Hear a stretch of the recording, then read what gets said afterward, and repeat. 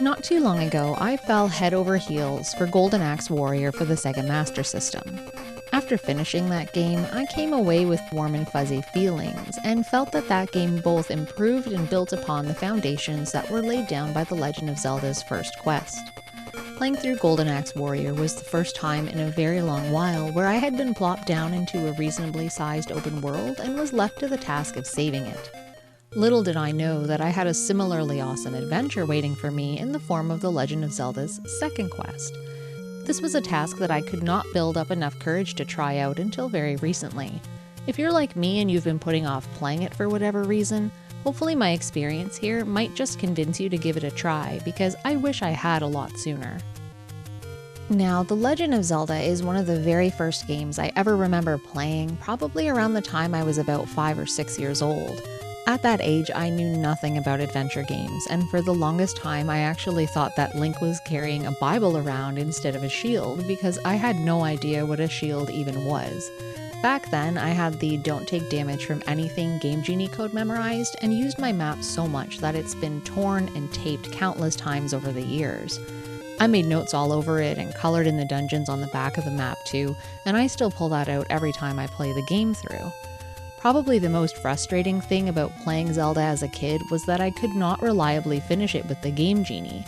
For some weird reason, it would sometimes freeze when I'd pick up the magical sword, but even worse than that was that my childhood copy of the game could never save. It wasn't until much later in life that I actually turned Ganon into that pile of dust after leaving my Game Genie cheating ways behind me. Even though I'd clearly developed enough skill to make it through the first quest, the second quest was something I never had the confidence to embark on or thought that I would enjoy. I struggled so much and for so long with the first one that I wanted absolutely nothing to do with a potentially harder version of that.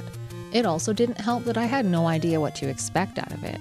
I imagined it as a tough-as-nails randomizer of sorts, and that on its own didn't really appeal to me very much. When I finally dove into it a few weeks ago, I was pleasantly surprised to find that it was much more than what I'd been picturing. And honestly, it turned out to be some of the most fun I'd had playing Zelda since the early days.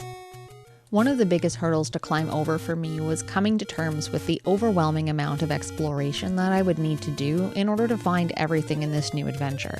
When I used to wander while invincible in my younger days, I had everything so streamlined that I rarely took the time to bomb walls or burn bushes that I didn't need to, conspicuous as they might have seemed. The second quest had me starting from absolute scratch, and the prospect of having to push every rock and burn every tree in Hyrule was a fate that I very reluctantly accepted. Little did I know just how much higher the puzzle-solving caliber is in the second quest compared to the first. There are so many new variables introduced here, and they're not all necessarily intuitive. That said though, once you figure something out, it's incredibly rewarding and becomes a bit addictive, wondering where else these new ideas just might work. One of my favorite new tactics was how the recorder, or the whistle, does more than just warp you around or expose the entrance to level 7 like in the first quest. In these desperate try-everything moments, it was really satisfying when I started finding things with the recorder after I had burned down and blown up everything I could think of. Finding things on screens that had no secrets in them in the first quest conjured up a very childlike excitement in me, and taking those appearing staircases to new items or people was a real joy most of the time. With the good discoveries come some bad ones. While perusing Hyrule with my new tools, I kept running into people demanding to be repaid a very handsome fee for breaking down their door, even though I'd hardly call living in an impenetrable rock cut or under a tree a door, but I digress.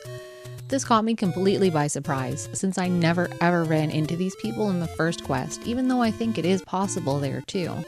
In Golden Axe Warrior, something very similar can happen to the hero, where people rob you blind if you stumble into their homes unannounced, and seeing it here again in Zelda's second quest was an unwelcome but hilarious bit of lore that I never knew existed.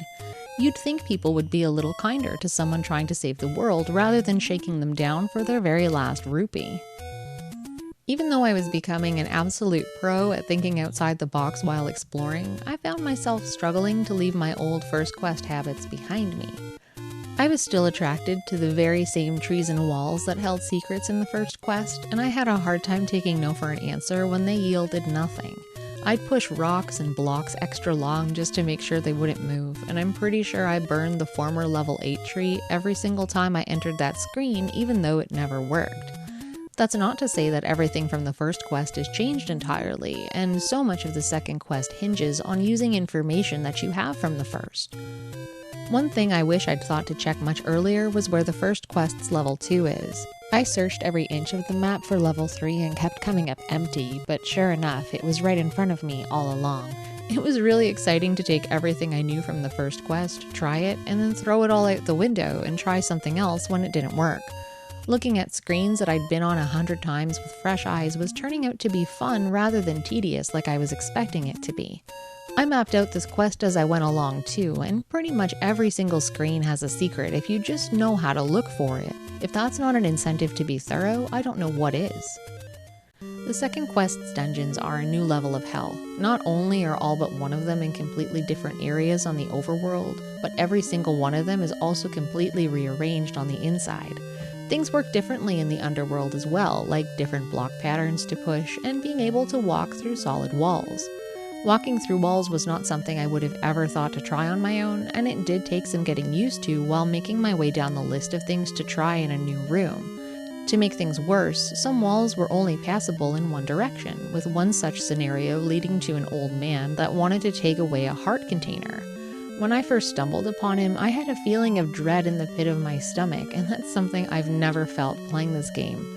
After deliberating whether choosing the heart option meant losing a few health hearts or an actual heart container off of the life meter, I left to scrounge up some cash to avoid a permanent chop and continue on my way. Labyrinth 4 was where this happened the first time, and I think I spent about 30% of my entire playthrough there. If there's one thing I hated about the second quest, it was entirely and completely level 4. Every time I thought I was done with it, I had to go back in and have another look. I feel like that's where the game really raised the difficulty and forced you to go against all of your instincts to uncover the secrets within. The dungeon enemies were also sometimes misery reincarnate in sprite form. One of the worst was the evolved form of the bubble enemies. It was bad enough temporarily losing your sword when you bumped into them in the first quest, but here they're sometimes split into red and blue types. Hitting the red ones takes away your sword until you run into a blue bubble, and sometimes there's no blue enemies in sight to help you. Level 4, surprise surprise, was notoriously evil for putting these guys in different rooms altogether, leaving you to helplessly wander around defenseless trying to find your sword again. I'm not sure if it was just me, but other enemies like Darknuts seemed to be moving faster in the second quest, although it might have just been my stress levels coming through a bit. I hate Wizrobes and Like-Likes with every fiber of my being, and the second quest did nothing to save face with them. I think I lose at least one big shield every playthrough, and this time around was no different. As much as all of this might sound like a long list of negatives, I was genuinely captivated by the challenge of playing through Zelda's second quest. I had a very small NES collection growing up, and I played my games so much that many of them still feel like second nature to me even now. I can't count the number of times I wished for an opportunity to play The Legend of Zelda fresh for the first time again, and this adventure let me experience one of my favorite versions of Hyrule as if it were brand new. It's such a different experience compared to playing a remake of a game like what happened with Super Mario Bros. 2 and Super Mario Advance, where they added extra bells and whistles and voice, some of which were good changes and some of which were atrocious. Zelda's second quest instead took everything that was great about the first, mixed it up, increased the challenge, and put it back in the hands of the player in the same package you probably fell in love with in the first place.